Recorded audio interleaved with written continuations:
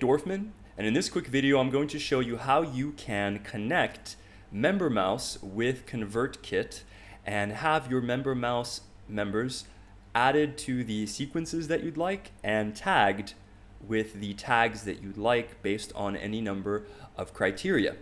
So the very first thing that you're going to want to do is, if you haven't already, go ahead and create your products in MemberMouse. And we already have some products set up on this test site, so we're just going to use these, and let's just pick a random product. So here we have a product called Prioritized Protein, and it's associated with a bundle called Prioritized Protein as well. Then we're going to go over to the developer tools in MemberMouse, and we're going to create a new push notification. Okay, and the push notification is going to be sent when a member has a bundle added to their account. So this applies for brand new members, and it also applies for existing members who have additional bundles added to their accounts. So let's say bundle added, and we will say that when the bundle is prioritized protein, we want to perform the action of notifying Zapier. Okay, so Zapier, if you don't know, is an app that connects a bunch of different apps via API and other methods as well. In this case, we're going to be using something called the email parser feature in Zapier. So the Zapier email parser is located at parser.zapier.com.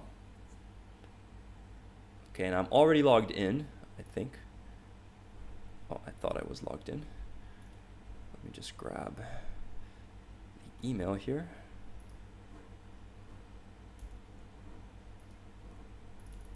Okay. So if you don't have a Zapier Parser account, you just sign up for one. It's free. And what you're going to do is you're going to click Create Mailbox. Okay, and then once you've hit Create Mailbox, you'll see that it says we're waiting, send an email to, and then it gives you an email address. So you're actually going to copy this email address. You're going to go back to your developer tools, and here in the mailbox field, you're going to paste that email address. I didn't actually catch it.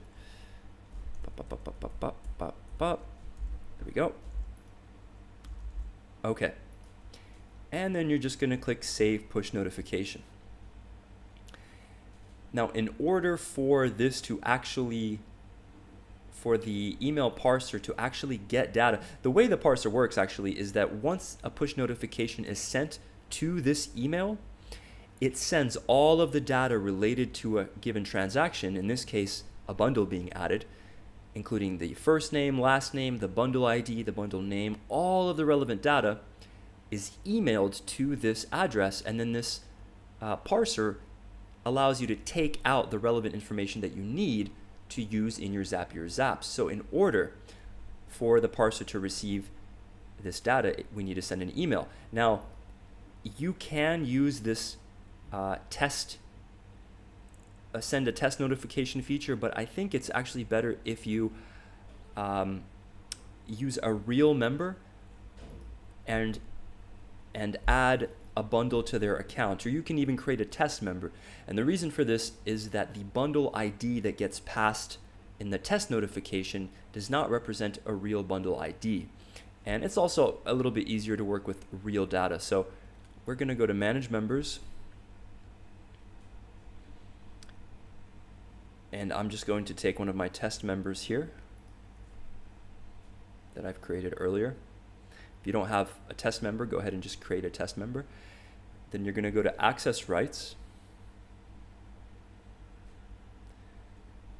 You will then add your bundle. You will then comp the bundle. Okay. And once that action is performed, the push notification that you've just created will be sent to the parser. And as you can see, it automatically refreshes the page every 10 seconds or so, and it pushes out all of this different data about the event that just occurred in MemberMouse. So is the bundle complimentary? No. Is it what membership level? Which username? Which email? And all you're going to do is you're going to highlight the email, and you're going to ignore the br/HTML tag here. You're just going to highlight the actual email address, and then you're just going to type in email. And you can see that it replaces that value with a merge tag, so that anytime a new value is added to that field, it's just going to pull that value, and you're going to be able to select it from a drop-down in Zapier using the email merge tag. Okay, we don't need the username, we just need the first name. Okay, so this is first name. And we will need also the bundle ID. So we will just type bundle ID. Okay. And then you click Save Address and Template. Okay, and go back to Developer Tools for a second. Okay, so this is the one that we just created. It's TU. It starts with TU, so I'll just remember that. It starts with TU. Okay, and now we're going to go to Zapier, and we're going to create a new Zap. And the very first app that we're going to use is the Email Parser app. And we're going to trigger it when a new email is sent. Okay, we've already connected the Zapier Email Parser account. If you haven't done that, you'll be prompted to do it. Then you're going to select the mailbox that you've just created. You can have unlimited mailboxes. In this case, we have the TU, the mailbox starting with TU. Click Continue. Click Fetch and Continue. It's going to search for the email that we've just sent. And then we come to our action step. And we're going to select ConvertKit. Now, assuming that you want to add them to both a sequence and give them a tag, we'll just start with the sequence part first, and I'll explain why that's the case. So we're going to add them to a sequence, and in this case we're going to add them to a sequence called TNT University, and then we're going to find the parse output email value and the parse output first name value. You can see it's just pulling this data from the email parser. Then click Continue. Oh, actually we forgot one step, didn't we? Oh no, we didn't. Okay, so that's fine. And click Create and Continue. And then we're going to add another step, and it's actually going to be an action step, but right before the action step, you want to create a filter.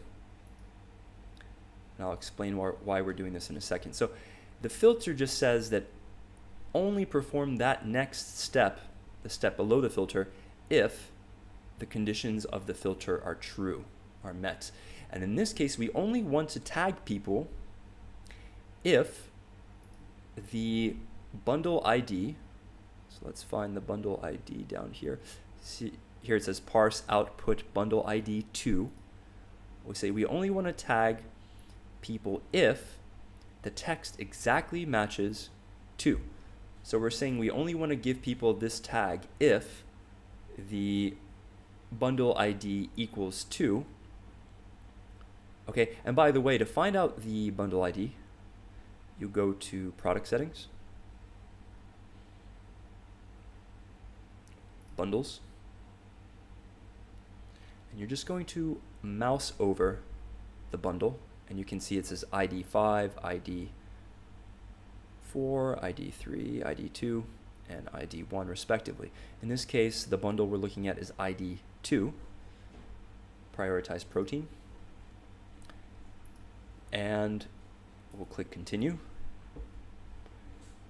Test the filter. You actually don't need to test the filter. And then we'll go to the action step, and it's going to be ConvertKit again. So as you can see, this is a multi-step Zap, and we're starting with the sequence, and regardless of which bundle ID the member has added to their contact record, this sequence step will commence, but in order for them to be tagged with the prioritized protein tag, they have to have the bundle ID that corresponds to that tag, right? Because it wouldn't make sense to tag somebody in ConvertKit as a buyer of the carbohydrates program if they bought the protein program. Okay, I hope that's clear.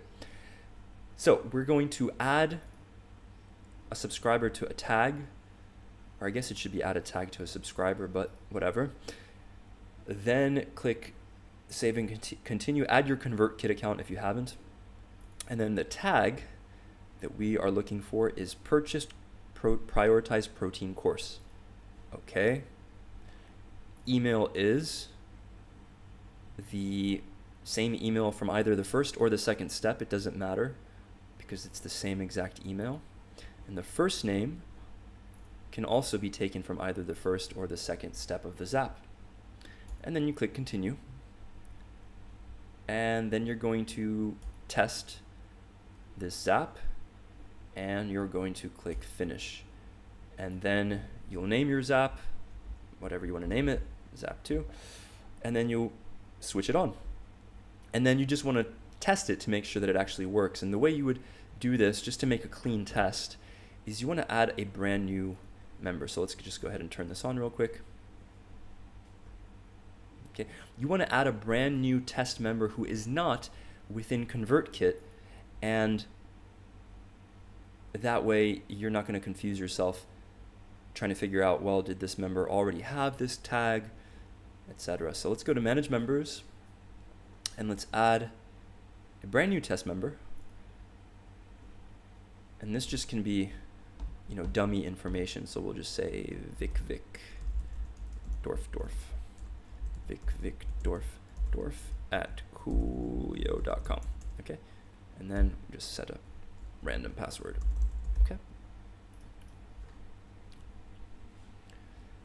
so we've added this new member, and now we're just going to give him a bundle.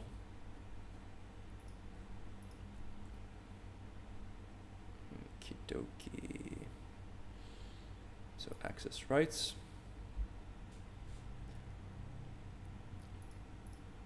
Prioritize protein, apply bundle. Comp, whether you comp it or whether they purchase it, the same exact sequence of events is going to occur. So MemberMouse doesn't distinguish between whether somebody purchased a product or a bundle or membership level, or whether they were given it for free or with a coupon or with a gift. The push notifications still get sent upon the completion of that event, no matter how it occurred. And now the push notification should have fired over to the Zapier email parser. The parser should have taken that data and should have checked whether the bundle ID that was passed was for the prioritized protein bundle, and should have tagged that person, and prior to that added them to the sequence that we specified in the Zap. So let's go back to subscribers. Let's refresh the subscribers page.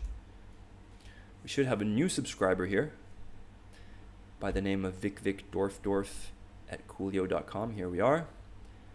We click through, and you can see that we have a sequence applied called TNT University, and we have a tag applied called Purchased Prioritized Protein Course. And so we know that the Zap works, which is good. And if you want to have different tags for different products or different bundles, then you'll just replicate this exact same Zap in Zapier. Unfortunately, I couldn't find a way to do it all with one Zap, because if you try to use the filter and then the ConvertKit action and then another filter and another ConvertKit action, etc., if the filter conditions are false, it actually stops the Zap and everything below that filter. Okay, so it doesn't skip the next step and then move on to the step after that. It actually stops the entire Zap. So until there's an option to sort of skip individual steps, I think what you're going to have to do is make duplicate Zaps. Unless you have a better idea, I'd definitely love to hear it. And that is how you connect MemberMouse to ConvertKit. Let me know if you have any questions in the comments, or send me an email at victor.dorfman@gmail.com. Thanks.